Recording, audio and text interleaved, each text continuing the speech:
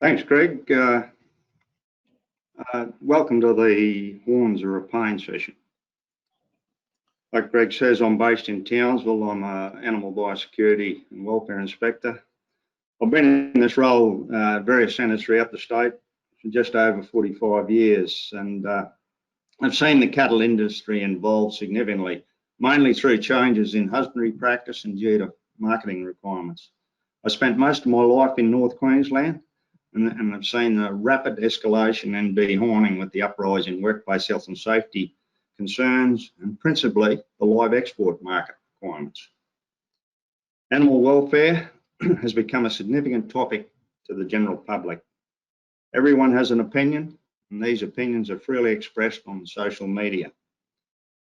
A major part of my daily task is to action animal welfare investigations when complaints are received and seek a remedy to a standard imposed by government and community values. I note that there's people from throughout Australia hooked up today. Other jurisdictions may have a slightly different approach on this subject to Queensland, so please bear that in mind.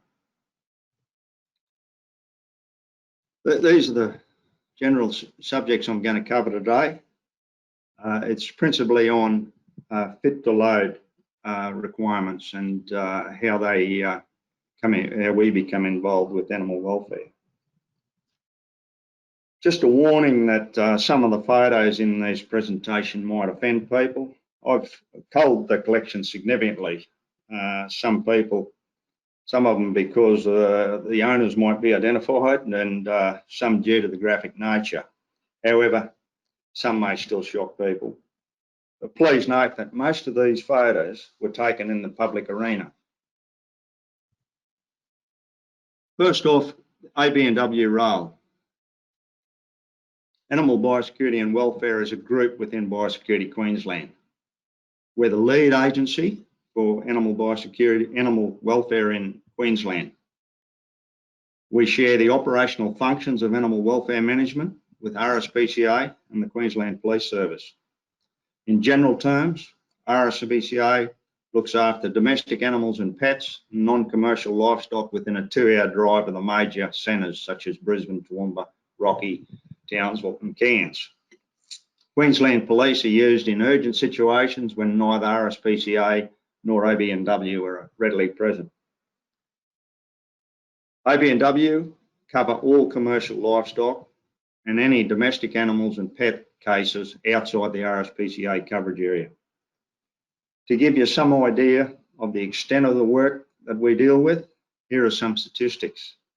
These statistics are this year and deliberately excluded last year, where we were very involved in a lot of drought-related problems in commercial livestock and horses. Up until the 16th of June this year, we'd had 1,465 animal welfare incidents reported to us. Out of these, we considered 979 serious enough to become cases for investigation. The breakdown across the animal species, 41.2% were cats and dogs, 21% were cattle, 19.5% horses, and 2% pigs, and less than 1% poultry and other animals. The 21% complaints regarding cattle is very significant. Some of these complaints involve multiple animals, so the numbers increase substantially. It's an area that needs addressing, not only for the animals' sake, but also for the industry's sake. Like I said before, today's society's sensitivity to such incidents is quite threatening. Just look at what happened to the live export industry over some overseas events. The vast majority of commercial cattle complaints fit into fit to load breaches, and a significant number of these are due to ingrown horns, the main subject of today. The fit to load concept, it's well established and known throughout the industry. All of you would have heard that term. It's really about the guidelines that industry has developed to deem what is not fit to load. And it's also a major component of livestock production insurance in MLA's integrity systems. What do I mean by ingrown horns? Pretty obvious. You'd be aware that some animals have abnormal growth where the horn grows in a distorted way and curls back to parts of the head, mainly the cheeks, jaw, eyes, and as shown in this photo. If left untreated, over time, the horn penetrates the skin or the eye and can cause swelling, wounds, infection, and cause much pain and suffering. Eye penetrations result in blindness. I've seen a skull in the bush where a horn had penetrated the brain cavity through the eye socket, killing the animal. Must have been terribly bad. Ingrown horns cause fit to load problems when affected animals are either not detected or they're not scrutinised sufficiently when they're loaded. Often affected cattle can get their heads in tight places when loading and trucking. Social interaction with cattle that are from different mobs are mixed. It can lead to jostling and injury. Under transport conditions, there can be a slight movement in the horn, even though you think they're very fixed. And this causes penetration and a wound, bleeding, and the end result does not look nice. I've seen post-mortem vision of horns where the outer shell doesn't appear as though it enters the skin, but the inner core has penetrated substantially. Even loose, sharp, loose hanging horns, the ones that are unattached to the skull, if they're caught in a certain way, they can certainly penetrate the skin, cause injury. Really, visual inspection is not a reliable enough means of detecting this penetration.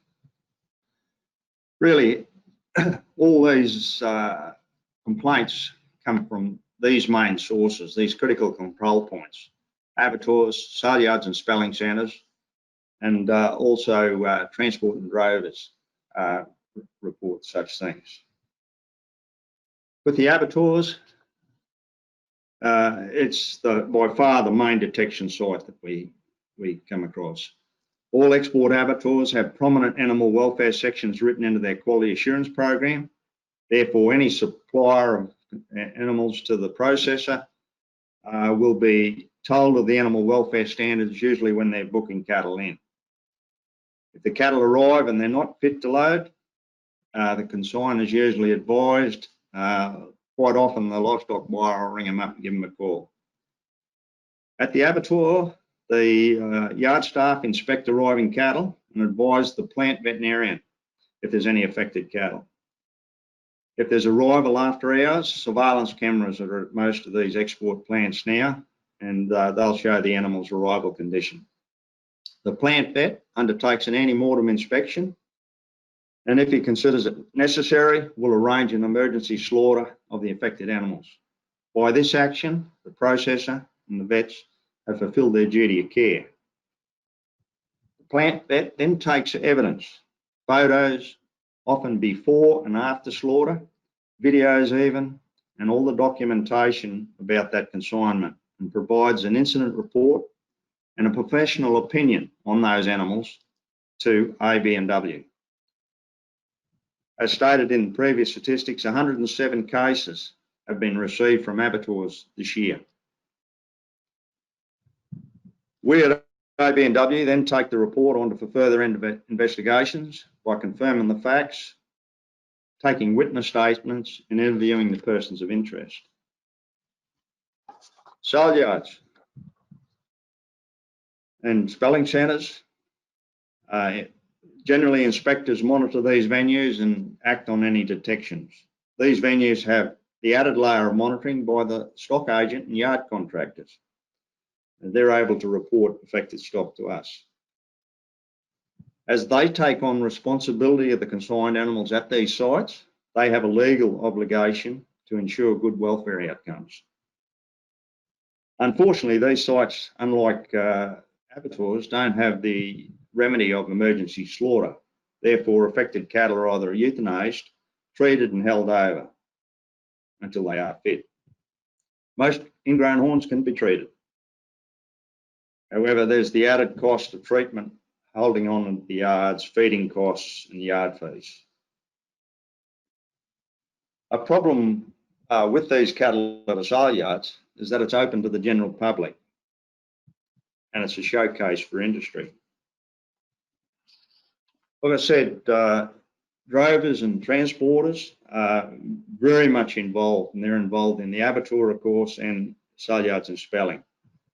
They're part of the chain of responsibility for animal welfare, and they have a major role.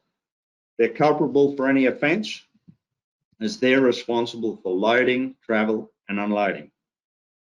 Their animal welfare obligations aren't transferable back to the stock owner. They can only meet their obligation by not transporting those affected animals. They need to reject them. In most cases, with transport companies as the owners, they'll wear the fault, not necessarily the driver, who is just an employee. Drovers have similar responsibilities. So why the fuss about this fit to load? Well, we have state law having an effect on it through the Animal Care and Protection Act. It dictates a compulsory code requirement. This code of practice is for the transport of livestock. Under this code, basically says if they're not fit to travel, they shouldn't. Such breaches can result in penalties up to $40,000. And any corporation that is committed to any of these offences, the executive officers, the directors, are also deemed to have committed the offence. A breach of the cruelty of a cruelty offence is much higher penalty and includes prison time. So it's very significant. The other second implication is any fit to load breach is a breach of your accreditation under the LPA.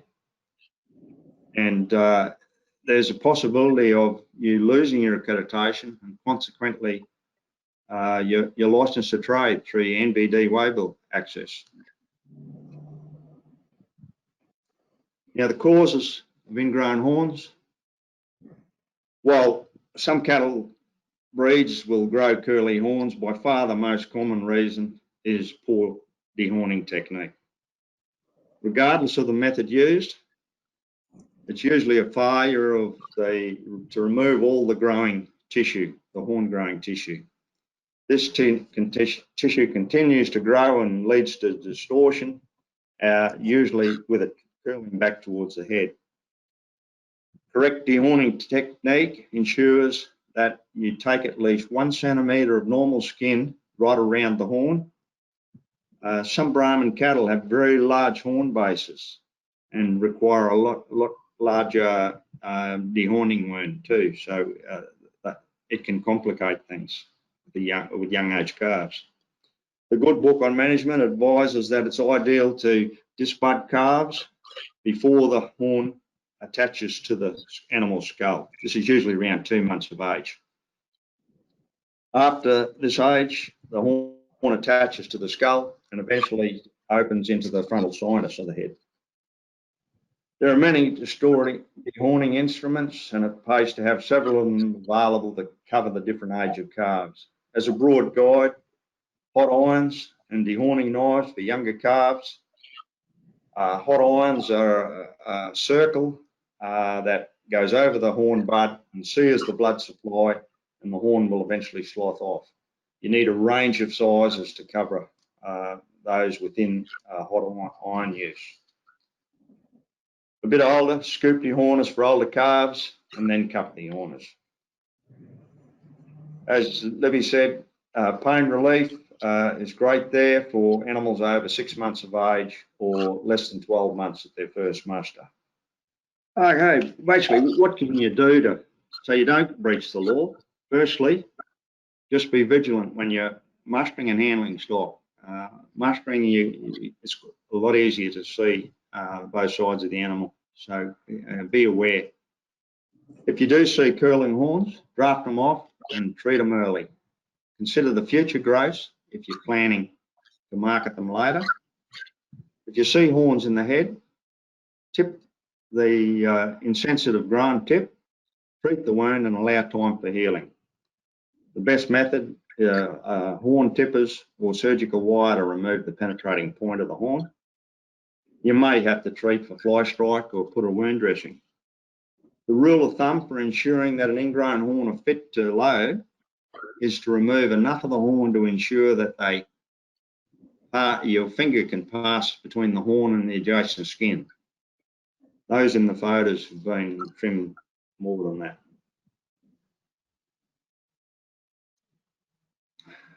Remember that when you're making the decision on ingrown horns, that you're looking at the start of the journey. When it reaches the destination, the prognosis can be vastly different. This is the time that the fitness to load is judged and your decision is judged. Ingrown horns, like I said, contribute to the majority of fit to load incidents that we get, but by far the easiest to fix. If a little bit of attention was paid to that, the industry can ensure that it won't face detrimental public scrutiny in the future.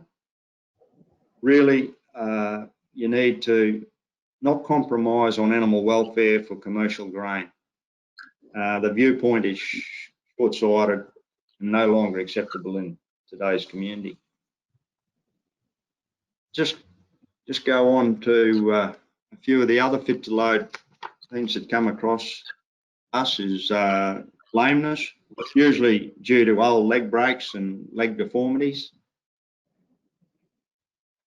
The judgment there is no open wounds and able to wear their weight during movement and at rest on all fours. Foreign body penetration, usually wire. Sometimes animals stand in cans in old rubbish tips and catch around their hooves and they're in. We get animals show up at abattoirs where there's still wire within these wounds. No one's bothered to have a look and could have removed them. Basically the same judgment there as with lameness, no wounds, able to bear their weight. The animal in the photos there, the darkest one in the left-hand corner, it's not a very good photo, but it shows a gash there of about 100 centimetres long, quite deep within the animal, and it was sent into sale like that. And a simple bit of treatment and a bit of time, and it could go and be quite marketable. Lumpy jaws and cancer eyes, other things. These are diseases as well, so it's best to eliminate them from the herd. With lumpy jaw, again, no open wound, no discharge, and not too gross in size. Cancers, we will see that with some animals, cancer eyes, like this animal, and we also see a good few dairies that have got light pigment cattle that will get skin cancer growth, and these generally have a big effect on the salvage of the value of the animal. It appears to be just on the skin, but they penetrate right through the carcass. Another common one we get is infected pizzles on bulls. The judgment there is free from inflammation, bleeding or discharge, limited swelling, and the main thing, not protruding too far, touching the ground or on risk of being stood on. Like I said, when they end up after a truck trip, a lot of these look terrible, a terrible mess because they've been stood on and they're discharging something terrible. Other common, no, well, not so common, the blindness. Blindness is a complete no. If they're totally blind, they are not able to be transported. If they do have some vigilance through their eyes, if they can travel with a mate, it's usually the best way to send them. Too weak to travel, well, that's obvious to any cattle person. They're too weak, but often we'll get requests for people wanting to clear cattle and they don't want to run them through the dip because they're too weak. The judgment there is if they're too weak to go through a dip, they're certainly too weak to travel. So it shouldn't even get to that stage. Advanced pregnancy is another thing that occurs. The rule is there, they're not to be assessed to be within 4 weeks of calving, and the journey and time off water is to be no more than 4 hours. So it's very restrictive with pregnancy. All these issues can be assessed by a private vet, and if they deem they're okay to travel, they might put conditions on it. It's not necessarily a breach. Good practice is to contact the abattoir before you send them, and send a photo in advance to the plant vet and get an opinion before sending the animal. However, always err on the side of caution, as it's what it looks like at the end of the trip that they'll be judged on. Just some final comments. Ingrown horns are an easy fix, but they're a huge risk to industry. It just takes a bit of planning. Other injuries, they may need veterinary attention, or they may be veterinary certification to travel. Cattle sales are public exhibitions for the industry, and they're not a place for any animal that's not 100% fit. Animal welfare, like Libby had said before, it's here to stay. It's not going to go away, and lots of things that have happened in the past are no longer acceptable, and judgments are continually changing. If there could be a reduction in the number of complaints to animal welfare in animals being trucked, it'd be a great outcome for industry.